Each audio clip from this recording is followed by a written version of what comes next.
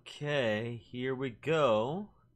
Connecting into YouTube, connecting into Twitch. Hello, ladies and gentlemen, and welcome to Iron Kaiser Gaming. Welcome to the T90 Hidden Community Cup Grand Finals.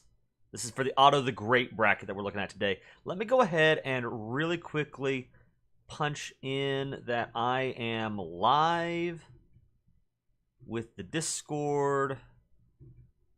Let me go find my own link here. There we go. Aha, here we are. How are you guys doing today out in internet land? Let me ask that while I'm plugging in the link. All right, there we go. I'm going to go ahead and go live over here at the same time. 1 second, everybody. You guys can chat to me in the chat. I am watching y'all. I'm just letting everybody know that I'm live. Okay, there we are. Let's make sure that all is on. We are looking at the grand finals. Blue Player versus KryptixXL for the T90 Hidden Community Cup Grand Finals. This is an awesome tournament, and I just got to give a shout out to, you know, whenever I'm in a tournament, it's always a tradition for me to celebrate the finals, and I got to give a shout out before we start. So I'm going to give a shout out real quick to everyone for whom I am thankful. All right. Now, first off, I'm a Christian. I thank God from whom all blessings flow. I mean, it's just the world that we live in and the blessings. This is an amazing.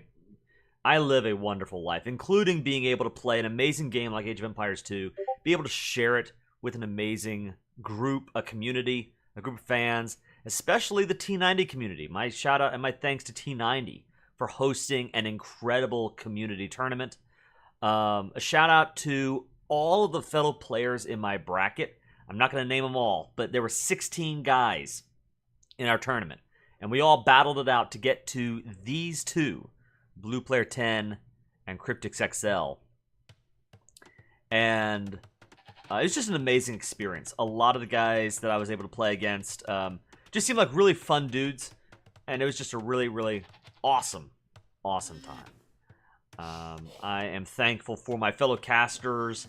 Especially, I want to give a shout out to Jimmy James 59, who joined me for at least one cast. We did a lot of talking about strategy and different things. This has been an awesome, amazing experience. If you have not been tracking along with the adventure so far, I was part of this tournament, part of the Otto the Great Hidden Community Cup, and I made it all the way to semifinals, where I was knocked out by KryptixXL, who we see in Game 1 of this best-of-5 series playing in the red as the Chinese. He knocked me out in the semifinals, made his way to the finals. If I had played Islands better, this could have been me! I could have been taking on BluePlayer10. But it's alright. I am happy to have made it all the way to the semifinals. I'm just tickled pink to have made it there, and loving this whole experience. So, we're checking out the finals now. These are all replays. Mr. Junior in chat. Hey, man. Welcome to the stream. Yeah, it was so close. But again, as a competitor, you want to win and you want to, be better. So I'm not trying to pretend that I don't care. I care. I wanted to win. But yeah, I mean, I really am just so happy to have made it as far as I did and to be a part of the adventure. And to now be able to cast these finals and be able to share with all of you guys. This is awesome. So, I am not at all... I don't have any sour grapes when it comes to my T90 Hidden Community Cup experience. I want to do this more. This was really, really cool. So, let's see. Now, we've got the game in the background. And what I'm going to do, even though I'm playing for a little bit here, I want to switch stream. I'm actually going to go to slow mode for just a second. Because I actually want to take us over to the draft, and I want to look a little bit at what our series is going to look like. Okay, so let me switch us over really quickly to to the map draft and the Civ draft, which should be... Hold on. There we go. All right.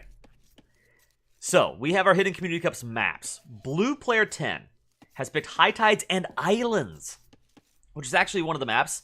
I was just talking about this. Kryptix played against me in the semifinals. So, even though this is BluePlayer's home map, I would expect that Kryptix should have a plan for Islands. He ought to know how to play that. Kryptix going with Bay, which I believe I banned out in the last series. And then Slopes, a map that I had picked for my home map. And that was the one match that I took off of KryptixXL. So, very interesting to see these maps. Blue Player picking a map I would expect Kryptix to know. Kryptix picking a map that, at least in my experience, because that was the one he lost. If I were in his shoes, I'd be thinking, oh, maybe Slopes is a weakness of mine. But no, he seems to have a plan. Let's look at those civs real quick. Obviously, we do see the Chinese up against, let me see if I remember, the Tatar. He's going up against the Tatar here. So those two are on this neutral map. We also have Byzantines, Dravidians, Saracens, Persians, and Georgians for Blue Player, while as Kryptix is going with Armenians, Magyar, Japanese, Malay, and Slavs alongside the Chinese. My suspicion, let's go back here. On Islands, Kryptix will go Armenians, no doubt. Blue Player probably goes, I'm going to guess, Persians. They have the faster working docks, so you're able to mass up numbers more quickly.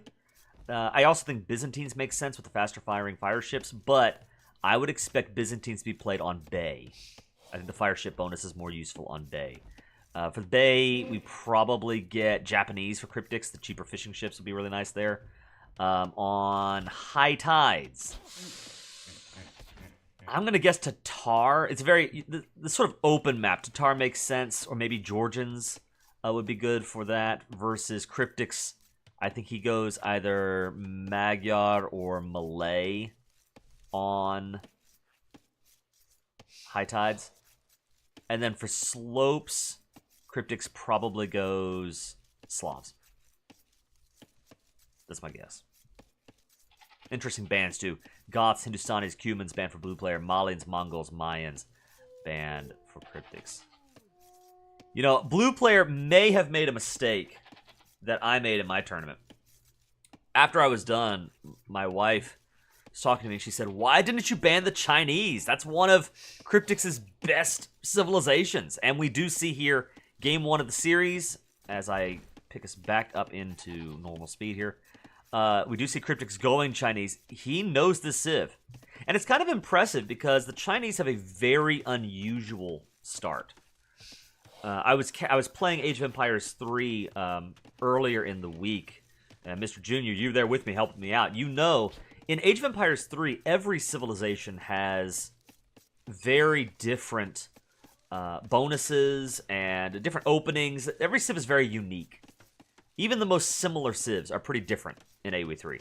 In AoE 2, especially when you're talking about your opening moves and your opening strategies, I'd say almost every civ has the same kind of openings. And many of the same strategies are available to those civs. Especially if you just sort of take a vanilla general approach. If you're not, you know, min-maxing to get the absolute cutting edge out of your civilization bonuses, you can kind of learn one opening for every civ in AoE 2. A big exception is the Chinese. At lower elos, the Chinese are a civilization that are very hard to play, and oftentimes players are not good with Chinese because they're so weird. They have such a strange, unique opening. Whereas at the higher levels, Chinese are a very good civilization. I suppose at 1300 elo, which is about where these players are, we're about 1350-ish elo. This is, I would say that's probably the elo where it's Chinese are right on the cusp. I think some players are really good at Chinese. They do learn that. Others are not. I'm probably not the best at playing with the Chinese, but KryptixXL, he's got the experience. I think he knows how to use the Chinese well. And we do see that here. Wow, even with 1 minute and 20 seconds of idle TC time. Well, I guess that's, again, that's Chinese. You're always going to pick up idle TC time. Nevertheless, he has a 4-villager lead here. Now, part of that's because Blue Player is already up to the feudal age. And we do see he is going to try to press that advantage. A stable going down immediately.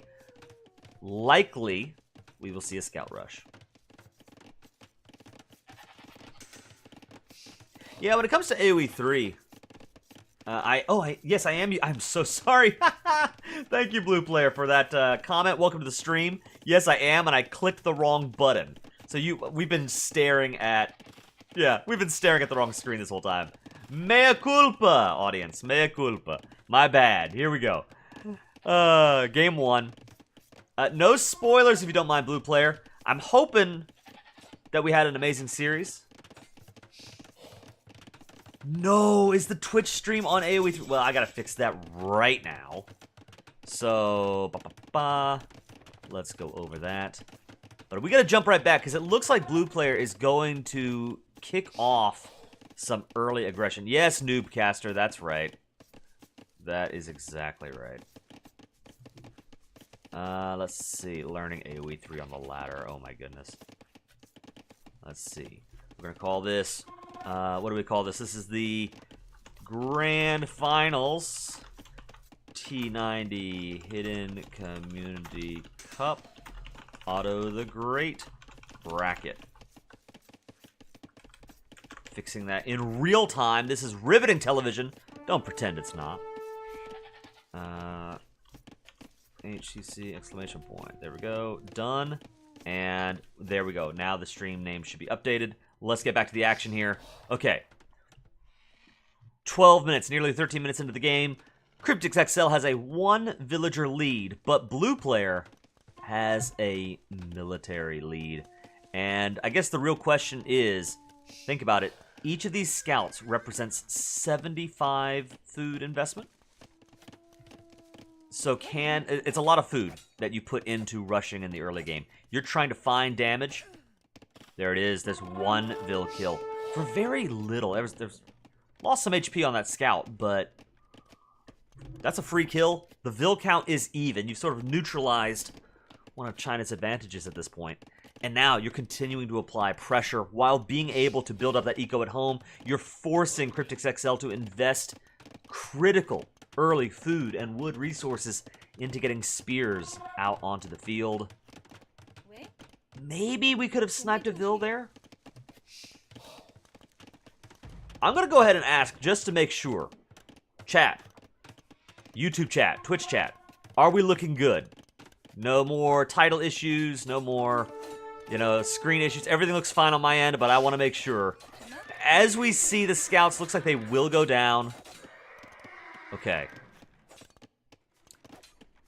That stings. That was 3 villagers. I'm sorry, 3 scouts. Oh, hey, okay, good. That's a Vil right there. Continuing to apply pressure. Well done. BluePlayer has a Vil lead. A lot of resources went into these scouts. But we're continuing to pick up idle TC time. You can actually see that BluePlayer has picked up 9.5 minutes of idle TC time, or idle eco time. But that's better than KryptixXL's nearly 12 minutes of idle eco time. And a little bit of idle TC time for both players on top of that. So I think he's probably going to lose this scout. I don't know that it's going to get any more damage in. Maybe he can snipe a farm. That would be kind of cool. This was not a failed rush, but I also think BluePlayer, I'm imagining you probably wanted to find a little bit more damage at the cost of 4 scouts. I'm assuming this one will go down here than just the 2 villagers, because you're spending about 300 food to take down 2 Vils. I don't know if it's quite worth it. Yeah, there we go. Thank goodness BluePlayer's the color blue. Yeah, it does make casting a little bit easier. It would be so frustrating if BluePlayer10 over here was actually playing in the green or something like that. Or worse, he was playing red and Kryptix was the blue player. Yeah. Skirm's out for Tatar. Very interesting. And look at this. He's on his way up to the castle edge. And KryptixXL is decently far behind. This is tough if you're in Kryptix's shoes. Now, I gotta say, whenever I cast games, I try to be a neutral party. You know, I don't have favorites. I don't, you know, I try to come in and I'm cheering on both sides. Sometimes I'll put on my blue player hat and sometimes I'll put on my red player hat. But, you know, I just cast the games and have fun no matter what. I will say there's a part of me that hopes Kryptix takes this series. And the reason why is because Kryptix beat me. So at least I can say, hey, you know what? I beat the guy that, or, you know, the guy that beat me is the one who took the whole thing. And I can walk away like, all right, you know. If blue player wins, then I'm like, okay, then I lost to the guy who lost to the guy who won the whole thing. Which is still pretty cool. On the other hand, maybe part of me should be like, I want blue player to win because I want revenge. You know, Kryptix, you beat me. Well, taste defeat at blue player's hands. I could go either way with it. I don't know how to feel about it. I'm just going to enjoy some awesome Age of Empires 2. We see an archery range, actually 2 archery ranges. So I'm guessing with the Tatar, there have been no archers that are masked up. This looks to me like a classic Castle Age Cav Archer play, I'm guessing. Especially with Fletching M padded archer armor already in. Yes. 3 Cav Archers are queued up. And the eco, very well distributed. To get out the Cav Archers, and I'm guessing the goal on Gold Rush is to try to lay claim to the center of the map where all of the gold is. We see all along the outer rings, there's a relic over here. 3 relics over here. Just from the relic point of view, this map appears to favor blue player. But will this be enough? Step Lancer. 1 Step Lancer. An interesting choice to only go with the single Step Lancer. I wonder what the thought process is there.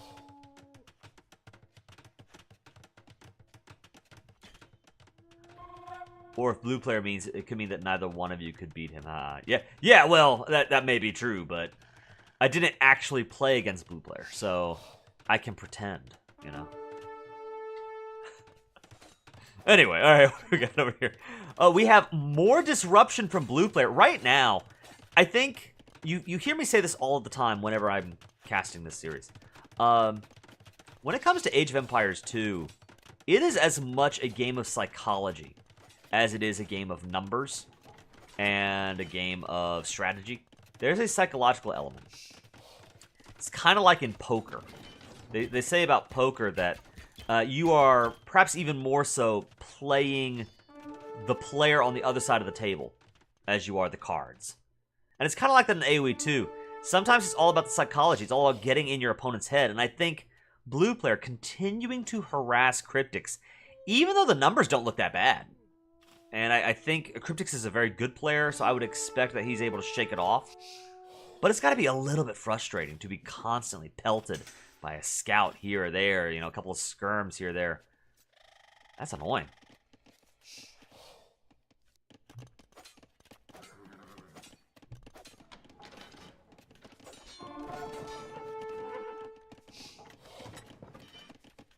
I like what I'm seeing from blue player. Yeah, me too. Right now, this is...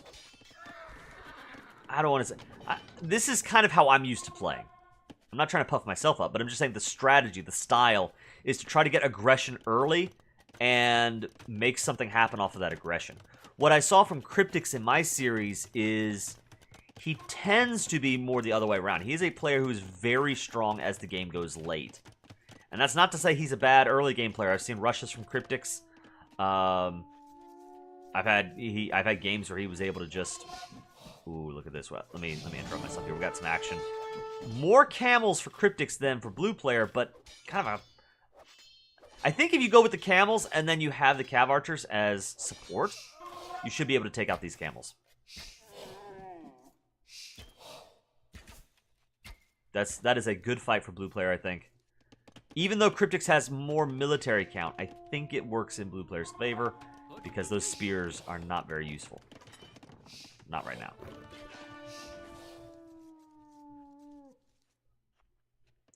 It is interesting. This is something else that... well, I guess actually no. We see two TCs from both players back in the home base. But then Kryptix has just the 2. He's staying on 2 TCs. Blue player has an additional TC in the center. And I think that as the game evolves, the question that we have to ask ourselves is, will Blue Player be able to sort of lock down the center? And it's a very dangerous situation if he can for Kryptix, because Kryptix needs to be able to... If he runs out of resources back at his home base, it's all in the center. You know, I mean, there's wood out here, a little bit of stone, but very little in the way of gold. Still, I think that was a good fight for Kryptix. The numbers, the military numbers, are swinging in Red's favor. BP may be in some trouble here, maybe losing momentum. And I gotta give Kryptix credit too. Or maybe I gotta take credit away from Blue Player on this. Blue Player has an extra TC.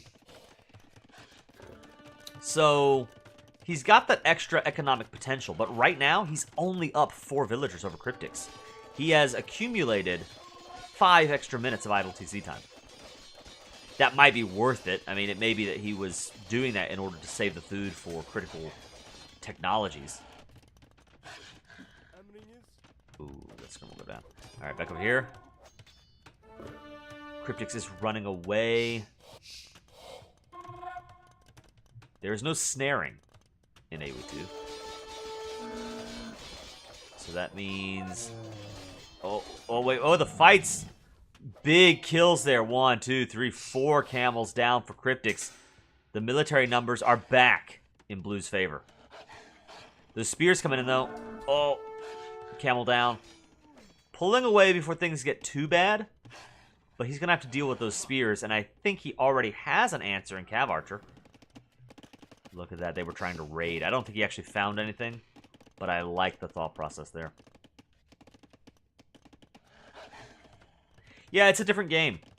You have to find different ways of locking down an opponent or forcing engagements. There are elements of AoE 3 micro that I get used to after I play that game for a while.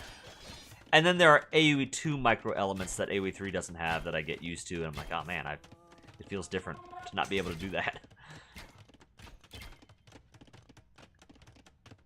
Yeah, I like his maneuvering. I like the military pressure that Blue Player's putting on, and doing a good job keeping the eco going behind it. The eco numbers are even for both players. But I feel like I gotta give Kryptix some credit in that those eco numbers are even, with Kryptix being down 1 TC for quite a while. I also find it fascinating, and I like the way Kryptix is playing this. It's not my own instinct, but I think I need to learn from Kryptix on this.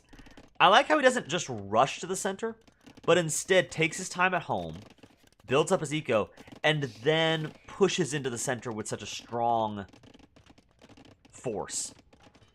And I think that's one of the reasons why he won. Actually, we played Gold Rush as our first map as well.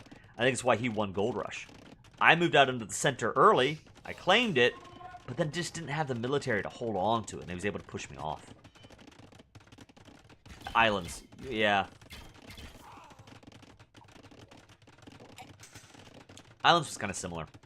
Islands was so good for me early on, you know, getting pressure on him and shutting down his early naval play, but then he was able to just hold on and continue to boom up. And I just underestimated the amount of docks that he had going. Really good play from Kryptix there. That's why he's here, and I'm here. A 4th TC down for Kryptix. So now he is the one with the economic potential to outboom his opponent. Although at this point, both players are at 90 vills. It's not a very hard thing. Big fight breaking out here. Interesting blacksmith situation. Blue Player has tier 1 armor, tier 1 attack on his camels. Kryptix has tier 2 armor and no attack on his camels. +1/+1 versus +0/+2. It's kind of, in practice, it means like the same thing. So it's kind of, it evens out. What does make a difference, though, is Kryptix was fighting on the hill there. You take bonus damage. You do more damage if you are uphill, and you take more damage if you're downhill. And if you're at the bottom of the hill, you take more damage. You do more damage if you're at the top of the hill. So that means that his camels were doing a lot more there. Big maneuvering win for Kryptix, and all of a sudden, he has double the military count of his opponent.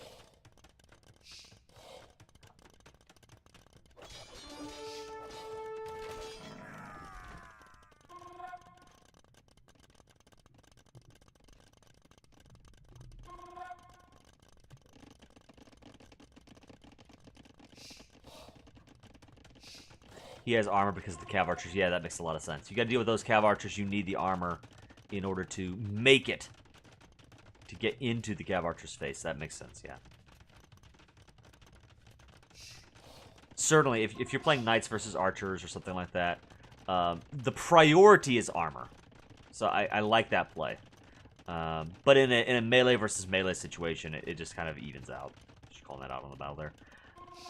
Blue player able to sort of recover those military numbers pretty quickly. We're almost back to parity, 31 versus 24 there. But KryptixXL is on his way to the Imperial Age. He has a castle down, locking down a part of this gold island for himself. Gold shaft mining also coming in.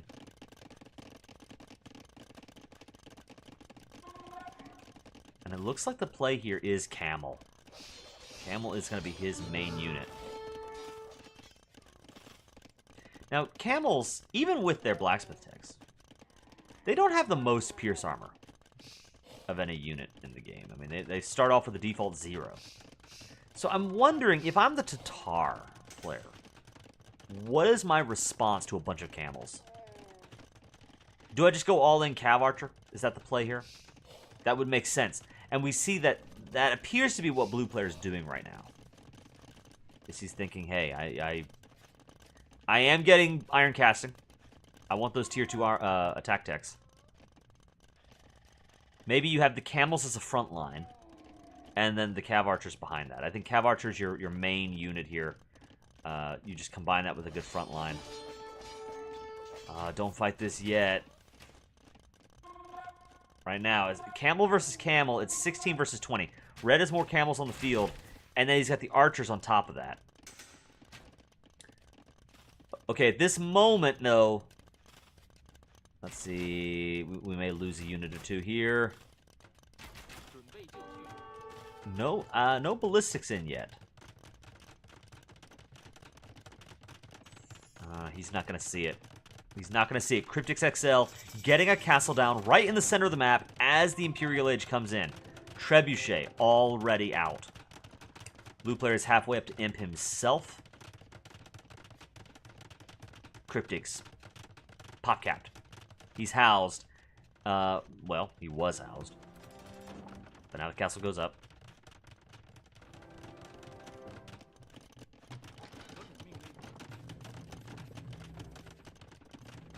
Four archery ranges. Interesting at 4 archery ranges. I would assume that he wants to go Chukunu. But maybe not. Arbalest and Brace are coming in, so I guess he doesn't want to go Chukunu. Just stay on the regular archery ranges. Okay. Camel versus camel fight here. Now these are not... There are no Imperial upgrades yet on these camels, so this is just a basic fight versus fight. And in this situation... +2 armor, +2 attack for blue player versus +0 attack, +2 armor for red. That means that blue's camels are going to be a lot more effective in that fight. What is scary, though, is this center castle. This trebuchet is covered. And... oh, wait. Okay, wait. We got to see what happens here. Archers are protecting, destroying the Cav Archers. They are forced to retreat. These castles, both of them, are in trouble. 4 trebs are out for the Chinese player because the castles are able to work together. There is a 5th treb coming in, as well as conscription on the way.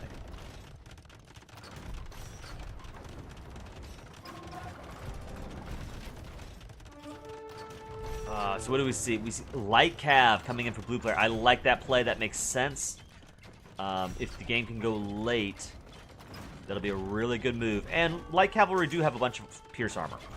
So it's a good choice if you're going to mass up against archers. Although, don't make the mistake that I made in my final semifinal battle and look at scouts as kind of your main anti-archer unit. It doesn't work. I had to learn that the hard way. It's not as good as I was hoping it'd be. These archers, though, getting some really nice shots in. We're going to see some villagers die here. I think as a desperation move... No, he's got to preserve his units.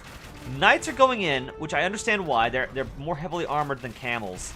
So you want them as kind of that front line unit. But we're... Oh, this is a huge misplay here. They're not entirely clicked out of the range of the castle. That means units are going down for free. They will not.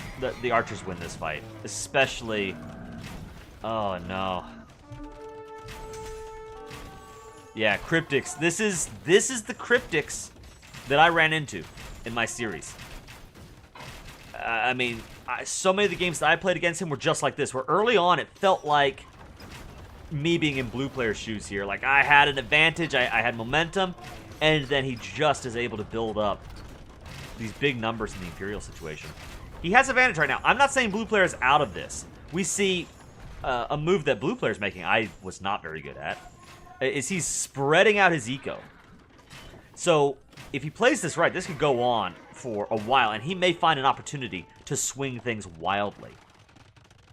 I love the idea of the cavalry moving out, trying to maybe find some exposed economy, try to find a weakness in Kryptix's play, and maybe get some Vil kills to swing things. But right now, he has run headfirst into the camels. Not a good move. You know what I do like, though? Look at this. Kryptix has left his trebs exposed, and that means... No! Oh, no! Alright, scouts down. At least one treb went down, which is cool. Villagers will die here. Good move, good move. A lot of dead Vils. Blue player picking up nearly 30 villager kills to Kryptix only 14.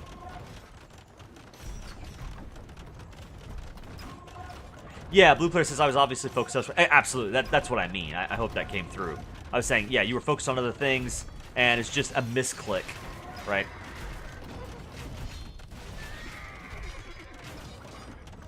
Yeah, Kryptix Space just makes it very difficult to go for the kill. That's right, he's got 4 town centers back at home, a castle defending this little outpost here.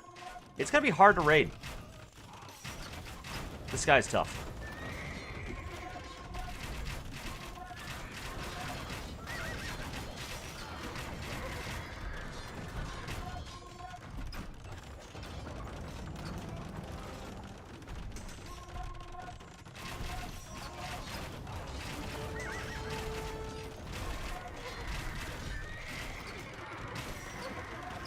This is very, very tough. We have 170 pop to about, let's say 170 to 200 pop. Blue player versus Kryptix here. And again, military numbers, 46 military to 76. I like the monk play. It may be, based on my read here, it's hard to tell if this is too little too late, or if we do see this center castle taking some serious damage from the trebuchets. They may be able... No, these trebs will go down. Love the use of monks. That's fantastic. But I just think, from what I'm seeing right here, Kryptix may have the momentum to take game 1. We've got extremely strong arbs, extremely strong camels. If I could go back in time, I'd ban the Chinese from Kryptix. He is very good with the civilization.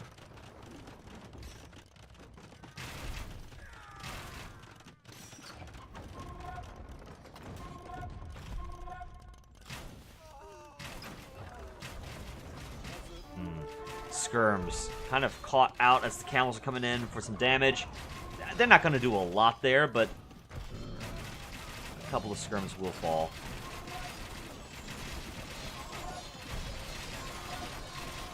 Now the camels combine as they stop to fight the archers. Now we got the camels and the archers on those skirms. They will melt. This is hard. The eco, let's see. We've got 6 archery ranges, 6 stables. 45 ills on food, which is what we need. I think we need to preserve skirm number. This is hard.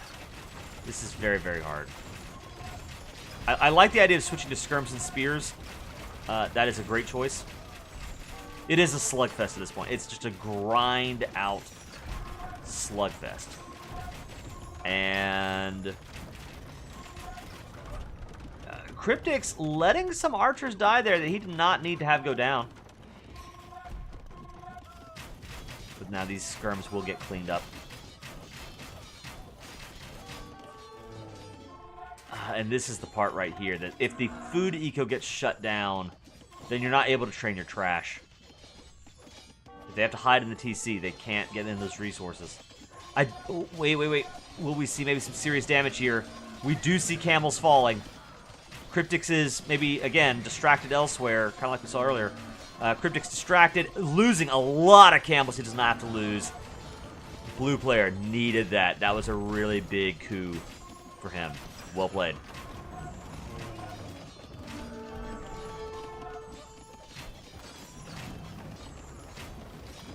One thing that I love watching tournament games, and it's one of those moments, again, you've got to give kudos to whenever I see a player do this. And right now, I'm giving it to Blue Player because he's certainly feeling the pressure right now, right?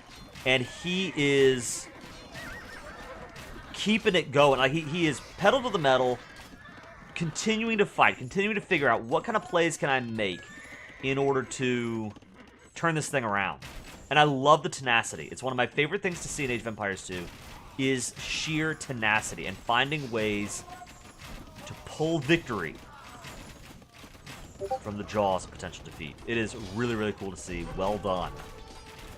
No matter how this game goes, both players should be proud of Game 1.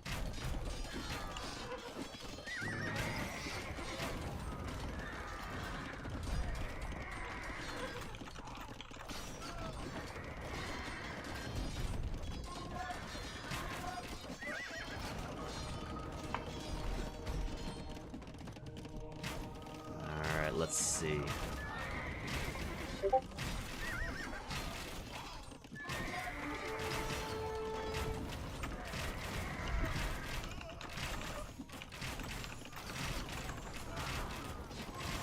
Those trebs are the X factor right now. I agree. It's a combination of the archers just doing serious damage, and then the scouts. The combo of the scouts and the archers are really good at continuing to harass the economy, continuing to pick away at the units that blue players bring to the front. And then the trebs are just providing that ticking time bomb. I mean, the base of the Tatar player here is just being slowly chipped away by these trebs.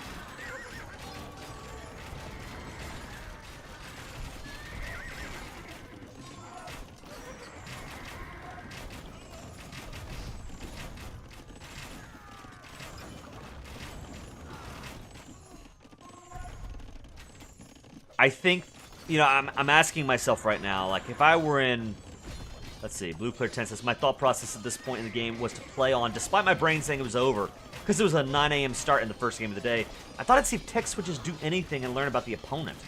But I was really disappointed, as I felt that I was ahead in Castle Age. Yeah, I mean, I agree. I think you played this really well.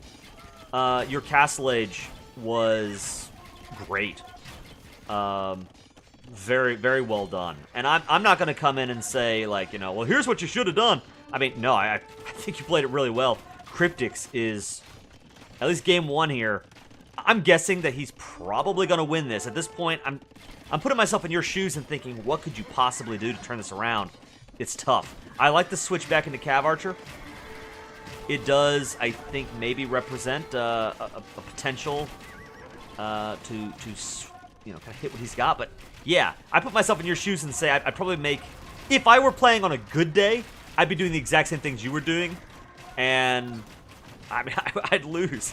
At least I don't know if you lose this or not, but I'm saying I would lose this. Kryptix has this, I don't know, he has this really strong knack for being able to lose early pressure and sort of take that chip damage early on in the Castle Age, and then just turn it around in Imp and bring in a strong counterattack. This is exactly what I ran into in my series. He's a good player.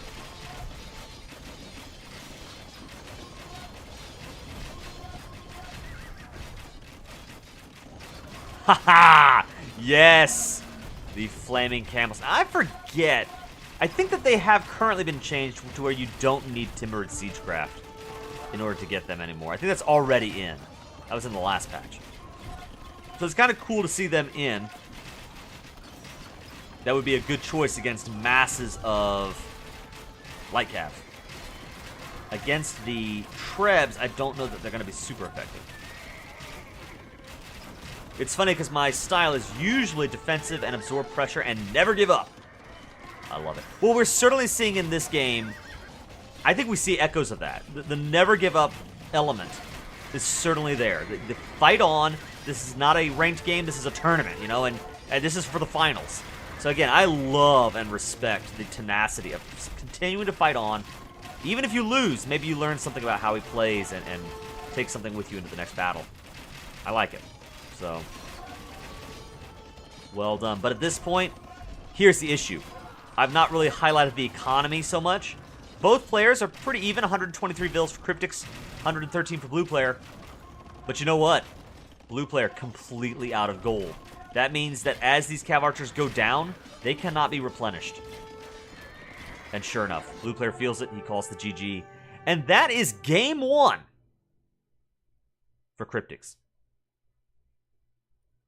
Well done to both players. I mean, I've got BluePlayer here in chat with me, so, you know, again, like, really well played. I thought that your early pressure was fantastic. A great job there. Yeah, I mean, I'm not going to come in here and pretend to be like, well, I'm an expert. Here's what you should have done. You know, I'm not going to do that. You're in the finals, and I'm not, right? So, I'm not going to come in with that. I'd say probably as a caster looking at the game,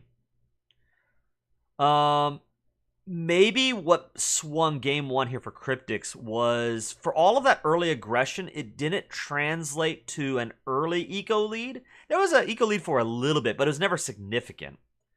And Kryptix was ended up taking it over decently. And then Kryptix was able to move on to I think, if I remember correctly, he got the diverse military composition first.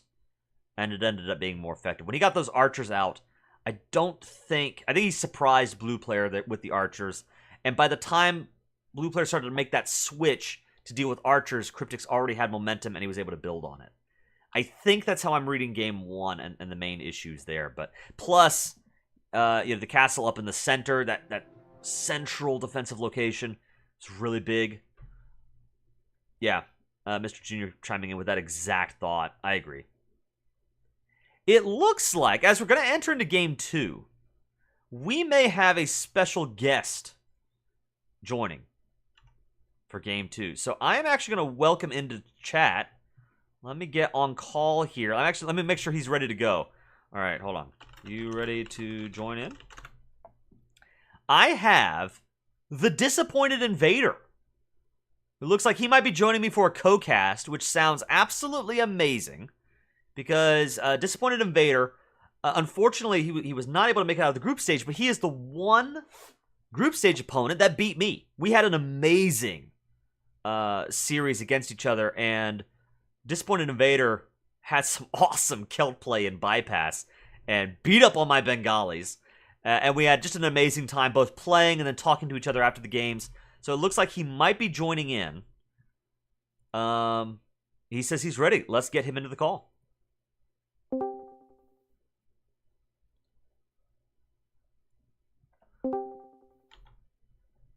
Hello, sir. You are live. Disappointed Invader, welcome to Iron Kaiser Gaming. How you doing, man? I'm great. Thank you for casting game one. That was fantastic. Really excited for game two. This was a really awesome series. I think I've said this already, but I am really impressed by both players. We're seeing tenacity, we're seeing drive, we're seeing maybe a clashing of styles, but both players, I think, are on their game here in game one. And yeah, I think we're in for a really exciting series. Yeah, I 100% agree. I'm really excited to cast this because I'm actually I play with BluePlayer a fair bit, and I was trying to watch his stream yesterday, but I had a couple of things come up, and so I actually missed the following games after game one. So okay. So, but I'm I'm looking guessing forward to this. you may know how this ends. Is that right? I do, Okay, I all right, do, but I'll keep I don't. I'll keep it to myself. All right, So all right. So we'll see, we'll see. Okay, so do you have the? I don't know how you want to do this. Do you already have the games loaded, and can you pull up those replays, or do you need to go get them? Do we need to take a second for that? if you give me one moment, I'm just Yeah. loading game 2 right now. Sure. I will go ahead and do that as well.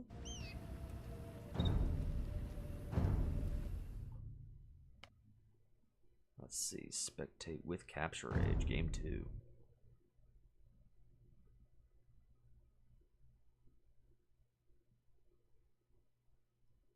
Okay. I have loaded up Game 2. I'm 2 seconds into the game. Okay, all right. I'm a little bit behind you because my computer's a bit Sure.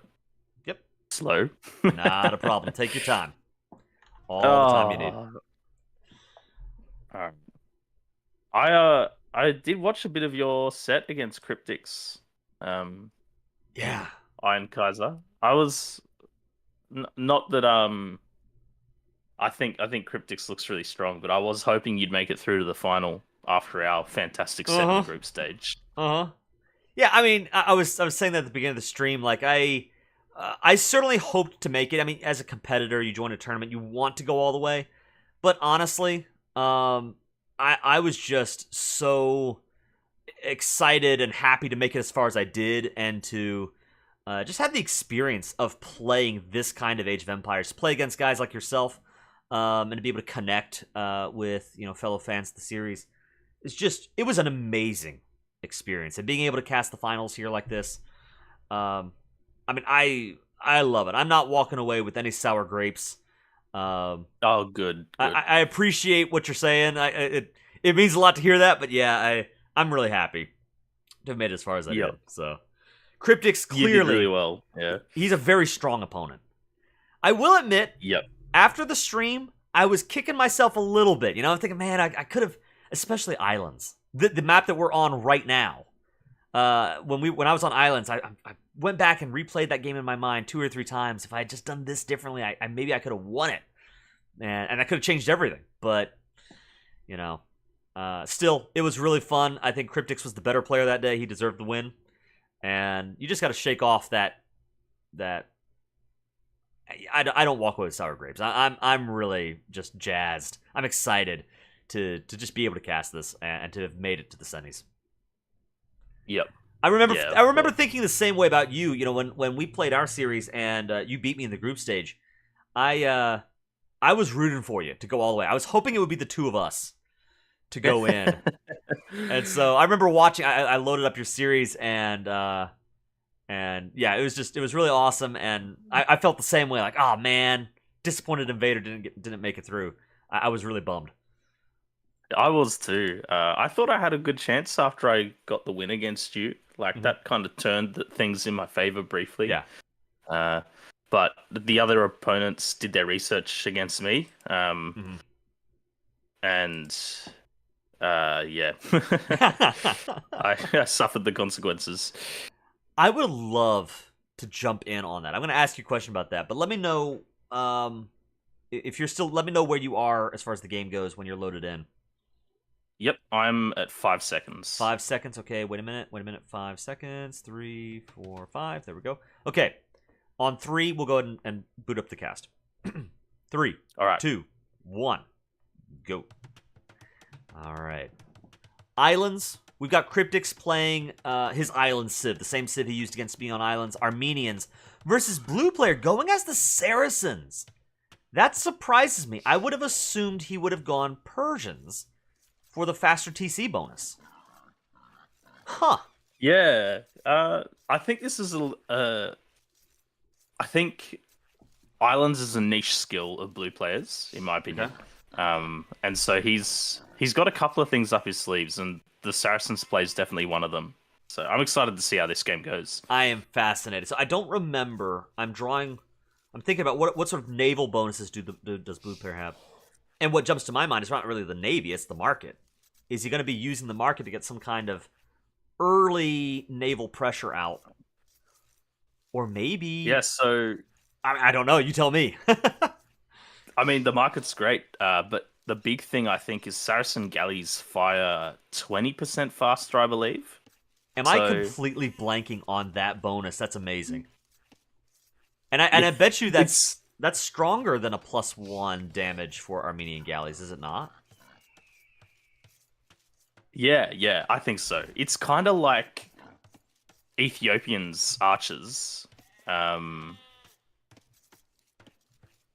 You know, they snowball a bit if you do get some numbers because of the faster firing. Mm-hmm. Whereas that plus damage, once you've got armor, like, doesn't make a huge difference. Or once you've got the upgrades, in Castle Age. Yeah. Yeah, although I can't say I know much about the Armenians myself, so I do respect them as a naval civ because I've been clapped by them a few times, but I can't use them myself. Right. Well, with the Armenians, I mean, you have the combination of the faster working, like, because of the your wood upgrades are 25% more effective, so you've got a more effective wood eco going, which obviously helps. And then on top of that, I guess that's true for the gold too. The gold mining upgrades too, so that's a double win. And then your galleys they fire a second arrow that does 1 damage, so you get a +1 attack basically on your galley fire, which is a really strong bonus. But I'm really surprised I was blanking on the Saracen galleys attacking faster. Our BluePlayer10 is saying, Gelato and Arbase hated my Saracens pick in the semifinals too. Even after the hate, I can't leave the Saracens. Now, I gotta say, man, I am intrigued. And I think I like it. It makes sense. I'm really curious to see your play here. I don't hate on this at all. I am most intrigued. Now, Invader, we are kind of in the early eco stages. Both players are setting up their economy, and this is an islands map. I'm sure it'll be a little while before the action really starts. So, I want to ask you, what has your Hidden Community Cup experience been like? Tell me a little bit about your story. Like, joining into the tournament, was it... Have you been in tournaments before? Was it a new experience for you? Like... What was your thinking going into some of these tournaments? Yeah, it was a really new experience for me. I actually didn't play any tournaments at all until I joined a 2v2 tournament where I was actually paired with BluePlayer as my higher elo teammate. And so, and after playing some of that, I was like, oh, that was really fun. Like, I'm keen to do more tournaments. And he linked me to like 6 different Discords running tournaments. And the T90 Community Hidden Cup was one of them. Now, I was pretty nervous going into it because I was actually very shortly before the tournament started, I was around 1100. Oh, wow. And then... I raced to like 1330 just in time to be seeded into the 1300 bracket for T90's Community Hidden Cup. And so I was thinking, like, this is going to be a disaster. I'm not going to win a single game. But I had so much fun, and like all my opponents were great, like top-notch guys. Yeah. I think we had Smart Guy in our group as well. Is that right? Uh-huh. That's right. Yeah, so he's actually jumped into a few of my streams and said hello, and he was actually the only player to beat me 2-0, I think, from memory. I remember but he was that really too. gracious about it. And that was probably the loss I was most disappointed by, because at the time he was in last place. And I was like, maybe I've got a shot here, but yeah, wasn't to be. Right. I remember too. He was the first opponent that I went up against, and I remember likewise. He was a very gracious guy. I'm always impressed most of the time when I play in these tournaments. The sportsmanship and the camaraderie that you have with your competitors about this game that we all love.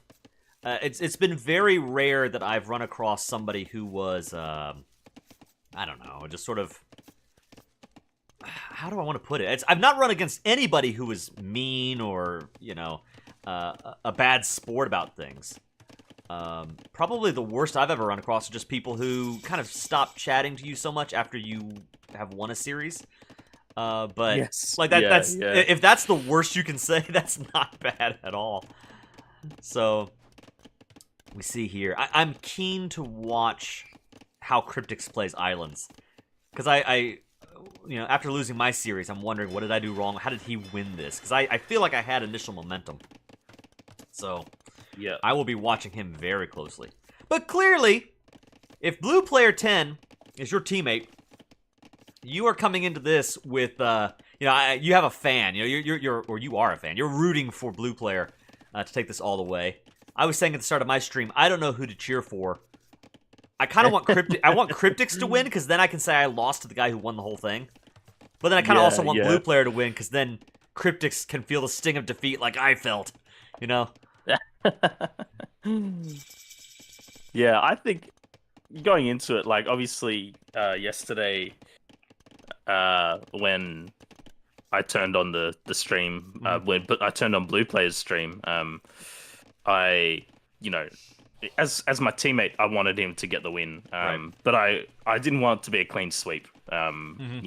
We want good competitive AOE here. Exactly. We want, so. But it looks like after game one, I thought BluePlayer had it for a while, and then Kryptix turned things around. I was really impressed. So, yeah, you're right. Like, obviously a strong opponent. So, very strong. Both players, I think, showing a certain tenacity. There's a. I'm sorry, I'm going to stop talking for a second, because we might have some action here. 2 Saracen galleys moving into 1 galley. A second in a dock, a third on the way, and the fishing eco may go down here. Yeah. No. He's got to pull back. Yep. Okay. Not a big loss for Kryptix at all. I think it was interesting. BluePlayer, obviously, he placed his docks at the front. He signaled his intentions to be aggressive on water. And he did get the faster uptime as well, but I think he just didn't quite capitalize on it like he would have liked. Because really, if you can get 2 galleys to your opponent's fishing ships before they've got any counter units, like, you can do a whole lot of damage, because those fishing ships just die so quickly to galleys, don't they? But we do have a third dock coming up from BluePlayer now as well. So matching Kryptix's 3 docks too. Right. So yeah, 3 docks for both players. That's going to be big. BluePlayer saying in chat, I did watch his Islands game against you, Kaiser, in the semis, that's right. I'm pretty sure you dominated early, but he just kept going and got the win in the end. Exactly. He has this tenacity. And that's one of my weaknesses, is the way that I like to play. I love the early pressure, the early aggression, the big move in Feudal Age or early Castle to kind of shape the battlefield. But I find that I run out of steam faster than other players if I don't get that momentum going, or if I can't do enough with that momentum. There are other players who are just better at that arena-style, late game, just super grindy battle. That's something I'm working on. That's one of my weaknesses for sure. A little bit of action down at Kryptix's docks. Yeah. I was noticing that. Some fishing ships going down as he's luring away. I don't know if this is on purpose or not. I'm guessing so. It's pretty clever. He's luring away Kryptix's galleys on the south side while getting some damage in from the north. It's pretty cool. But meanwhile, Kryptix galleys are also moving forward into BluePlayer's island. Trying to find some damage there, but I don't think he's going to find anything that devastating. No, and I think that's just a little bit unfortunate for Kryptix. He was so close to finding that first dock at the front. Like maybe 5-6 tiles away. And if he finds that first dock on the front, he finds the others. Oh my goodness, you're right. And he'll find those fishing ships, but he's just missed it. So, yeah, a bit unfortunate.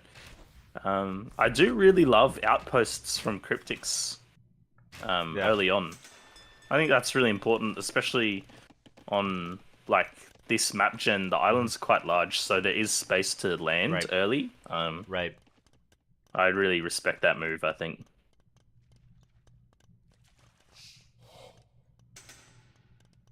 BluePlayer says, my mindset going in because of that was your uptime is better, but keep making galleys because he will, even if I had 20 kills and 0 deaths. Yeah. So, again, a tip of the hat there to BluePlayer. He watched my games and is like taking that into this battle. How do you beat Cryptix? Well, keep building Navy. I think that's exactly what happened. I stopped. Like, oh, I've got momentum, and I let myself stop producing and stop building more docks to keep that eco going. Ultimately, he just took the water from me when it should have been mine. So I'm really curious to see how you'll play this here then. The numbers are certainly in Saracen's favor at the moment, as he is up to the castle age in just a second. I'm expecting to see there's War Galley, and right behind that, Bodkin Arrow coming in. Oh, and are Cryptix's galleys trapped here? That's some serious damage. Yeah, I think this is looking pretty devastating at this point. But like you said, Cryptix has got tenacity. He plays on, so it's definitely not over. Definitely not over. He does need to get up to castle age, I think, ASAP. I've learned the hard way. Don't write him off. But right now, BluePlayer has the advantage. He's got more villagers, more vills, when Cryptix was in the feudal age longer. So the eco is absolutely on BluePlayer's side. The military is in his favor too. I don't want to jinx it, but right now this is BluePlayer's game to lose.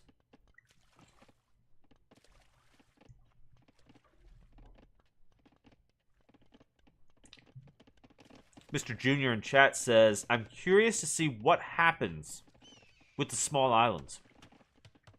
And I agree. I wonder if, again, I look back at my islands match, and one of the things I think I made a mistake on was trying to put that castle on Cryptix's base. It's a good idea in theory, but Cryptix with those outposts, I think he had outposts in the last game. He saw it coming.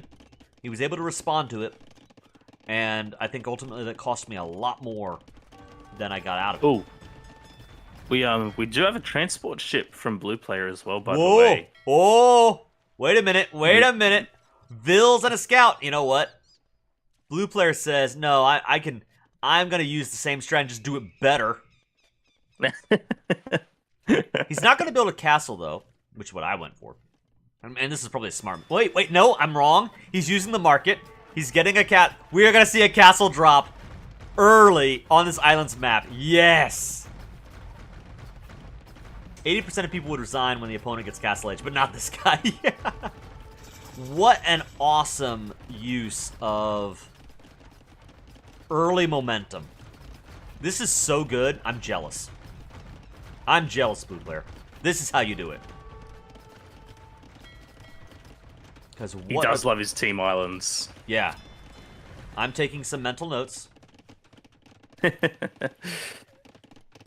What do we have? We have more galleys, and he's just going to go galley.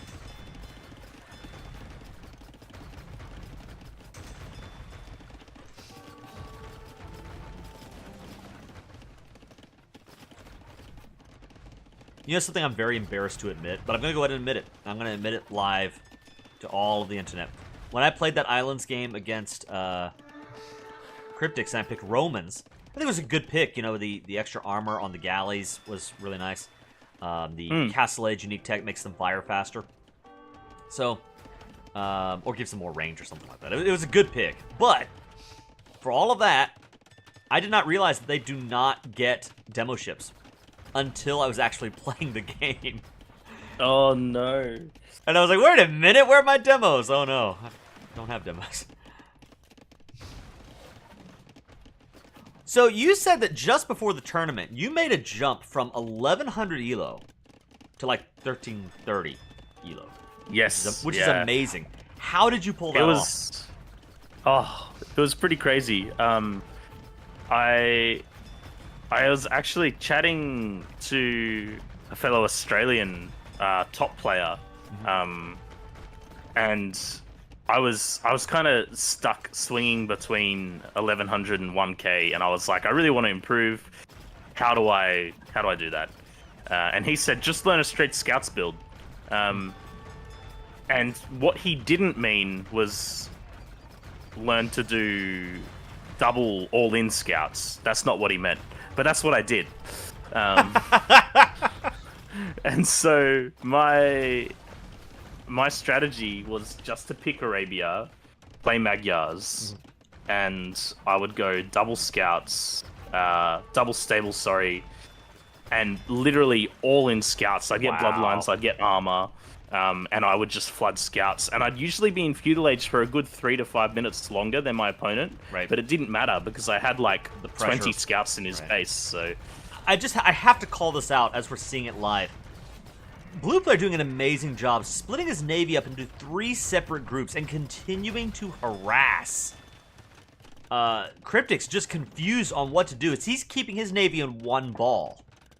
If he could just get a straight fight, Kryptix would crush BluePlayer, but BluePlayer is just not letting that happen. Instead, he's baiting. He's drawing the ships out and away from the docks, allowing his, the second wing of the navy to take down the docks and just completely choke him off. Meanwhile, a second castle going up in Kryptix's base. Will we see a GG here? Because this is impressive. Yeah, it doesn't look good. The Mamelukes are in as well, doing some damage. We know how quickly they can snipe villages. Oh, and he's only just now getting the second TC up. I got to admit something, guys. This is a little cathartic. Like, I'm not wanting Kryptix to lose, but I kind of like seeing him lose on islands. Because he beat me good. He was so good on islands against me, taking it late. This is exactly how I should have played this in my own games. Very, very well done, BluePlayer. Good stuff. Yeah, I mean, BluePlayer's got... oh, wait. No, he doesn't. I thought he had like another 800 stone in the bank. Maybe he just sold it. Oh, wait. No, I see where it's gone now. And you know what? That's exactly what I was about to suggest, is a third castle on that dock and that TC. Oh, wow. A third offensive castle.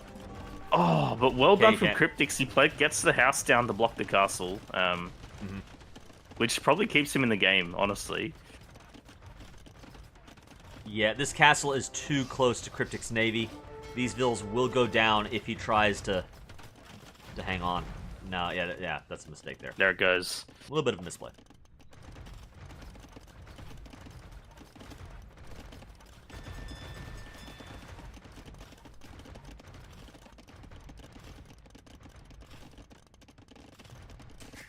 This is so good. You know, something else that I've loved in my experience with the tournament that you just don't get out of playing, ranked, is the strategy involved with picking your maps. What are your favorite maps? What are the civs you're going to take into those maps? How do you want to approach your maps, the maps that you might run into from your opponent? It's a really cool experience, and something that I've experienced. I've played 1 or 2 other tournaments in the past, but I didn't get to enjoy it as much as I did in this tournament. This was just a really cool. I loved it. I loved everything about it. Yeah, well, I think the best example of someone gaming the map draft came in our set. I ended up winning the game anyway. Because it's such good Woad Raider play. That was crazy. Yeah. I should have seen that coming. Actually, I think you made the right call going, I'm going to let him have bypass, and I'm going to counter his strategy. Because, man, you nearly had me. Like, I was so close to GGing at the start of that game. I looked back at that game, and I'm thinking... And let me just stop for a second here. We have a big naval fight taking place. Yep. 20. It's almost even numbers. 21-21. Let's see. The attack upgrades are in for both players. The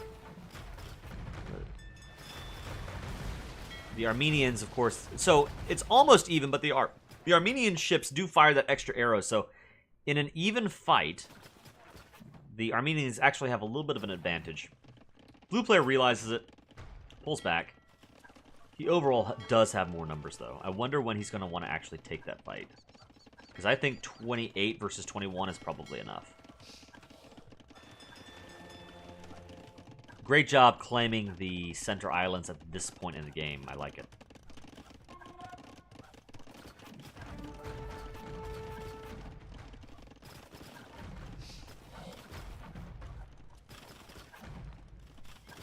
Nice. Okay, Vil down. Oh, could we see conversion here? That would have been amazing, but no.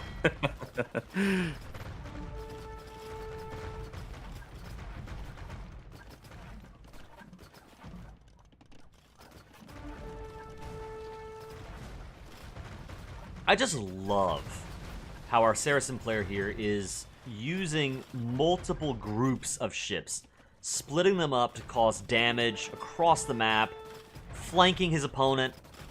This is really cool stuff to watch.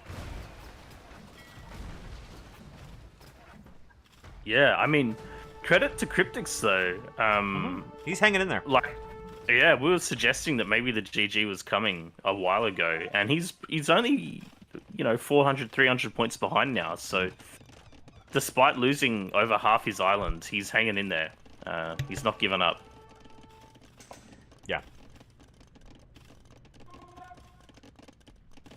I was about to suggest this, and I see he's already doing it. He still has a couple of Mamelukes on Cryptix's base, just causing havoc, just being annoying, and continuing to disrupt the eco. Will he see this castle? Let's find out. Oh, the castle's outside of his field of view. He might get away with it. But blue player is on the way to Imp. I think it's got to be GG after Imp comes in, right? Oh yeah. By every metric, blue player's winning this.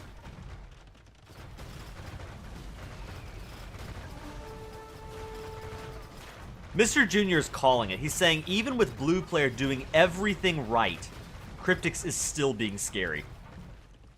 and he's right. I mean, he's still hanging in there, being a threat. You get the feeling like if blue player lets his foot off the gas for just, a minute, Cryptix will jump and somehow snatch victory from the jaws of defeat. He's extremely strong. I cannot give either of these players credit enough. But I don't see Cryptix coming back. As soon as that Imperial Age upgrade comes in, the Trebs come out, you have no response. Your unique unit, the Mameluke, will deal with that battering ram. That's an ambitious battering ram. I like the play. That's not gonna change things.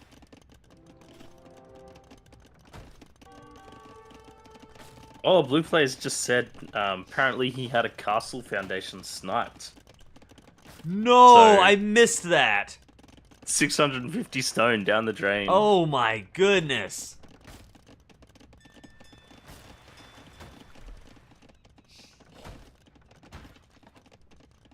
There are some units in AoE2 that I can't make work. It does not work for me. And one of those units are Castle Age battering rams.